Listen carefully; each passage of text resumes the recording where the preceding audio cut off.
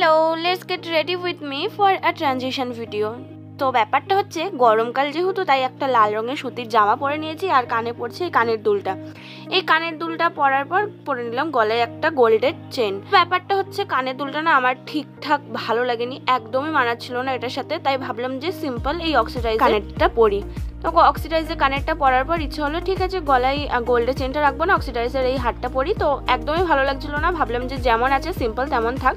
এরপর চলে গেলাম মেকআপে। মেকআপ বলতে ওই মুখটা একটু ভালো করে মুছে নিলাম ঘামগুলো, তারপর পরলাম একটা কপালের টিপ আর ভেবেছিলাম আইলাইনারটা একদম টানা টানা করে পরবো।